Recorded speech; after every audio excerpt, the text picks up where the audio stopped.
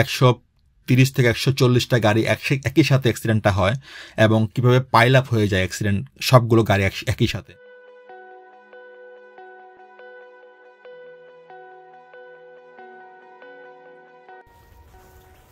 ঠিক এই মুহূর্তে যে যেখান থেকে আমাকে শুনতে পাচ্ছেন বা দেখতে পাচ্ছেন সবাইকে জানাচ্ছি অনেক অনেক শুভেচ্ছা, অভিনন্দন আর ভালোবাসা। আমি উৎপল, আপনাদের সাথে আছি আমেরিকার টেক্সাসের ডালাস সিটি থেকে। আজ 14 ফেব্রুয়ারি বিশ্ব ভালোবাসা দিবস। সবাইকে জানাচ্ছি এই দিবসের অনেক অনেক শুভেচ্ছা এবং অভিনন্দন।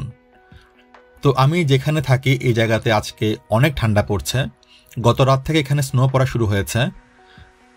তো টেম্পারেচার হচ্ছে এখানে 14 ডিগ্রি ফারেনহাইট, আর রিয়েল ফিলিংটা হচ্ছে 0 ডিগ্রি।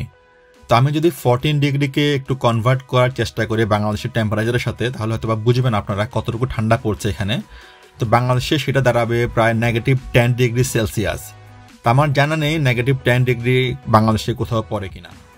আমেরিকাতে যেটা হয়, স্নো যখন পড়ে সবাই খুব এক্সাইটেড থাকে স্নো নিয়ে, সবাই অনেক আনন্দ করে, ছবি তোলে, অনেক মজা করে যখন স্নো পড়ে আর কি এখানে। তো সেটাই স্বাভাবিক আর কি, স্নো নিয়ে অনেক কিছুই হয়। কিন্তু এর পাশাপাশি কিছু দুঃখজনক ঘটনাও আছে, যেটা আসলে আমি মেইনলি এটা বলার জন্য আজকে ভিডিওতে এসেছি। দুঃখজনক ঘটনাটা হচ্ছে গত পরশুদিন এখানে স্নোর জন্য বেশ বড় একটা অ্যাক্সিডেন্ট ঘটে গেছে। প্রায় 130 থেকে 140টা গাড়ি একসাথে অ্যাক্সিডেন্ট করেছে এখানে এই ওয়েদারের জন্য। অ্যাক্সিডেন্টটা হয়েছে এমন একটা জায়গায় যেটা আমার বাসা থেকে প্রায় 20-25 মিনিট ড্রাইভিংয়ের মধ্যে ওই জায়গাটা। তো অতিরিক্ত ঠান্ডা পড়ার জন্য ওই রাস্তাটা অনেক আইসি হয়ে গিয়েছিল। আইসি হয়ে যাওয়াতে তো একটা গাড়ি আরেকটা গাড়িকে হিট করতে থাকে। এভাবে হিট করতে করতে একটা পাইল আপ হয়ে যায়।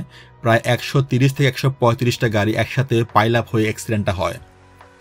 এটা খুব দুঃখজনক একটা ঘটনা ছিল এবং এই ঘটনাতে প্রায় 6 জন স্পট ডেড হয়। তো এখানে কেন বলছি যে টেক্সাস হচ্ছে এমন একটা জায়গা, এখানে হাইওয়েগুলোতে স্পিড লিমিট থাকে প্রায় 70 থেকে 75 মাইল পার আওয়ার। সো আমরা যখন গাড়ি চালাই তখন এটা মাঝে মাঝে 90 মাইল পার আওয়ারও হয়ে যায়। সো আপনারা বুঝতে পারছেন কি পরিমাণ স্পিডে গাড়িগুলো এখানে চলে।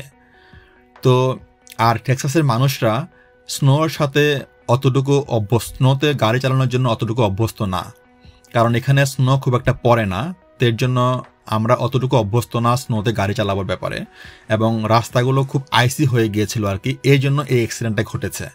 তা আপনারা ভিডিওতে দেখতে পাচ্ছেন কীরকম দুর্ঘটনাটা ঘটেছিল এবং কতটুকু খুব স্কেয়ারি একটা অ্যাক্সিডেন্ট ছিল আর কি এটা, যেটা আপনারা ভিডিওতে দেখতে পাচ্ছেন এখনই। তো আমি যদি কম্পেয়ার করি অন্যান্য স্টেটের সাথে, যেমন নিউ ইয়র্ক বা অন্যান্য ইস্ট কোস্টে অন্যান্য স্টেটগুলোর সাথে, যেখানে স্নো পড়ার আগেই ওরা সিটি থেকে বিভিন্ন কাজ শুরু করে, যে সল দেয়া বা বিভিন্ন কাজ শুরু করে, এবং স্নো পরবর্তী সময়েও ওরা র্যাপিডলি ক্লিন করে ফেলে।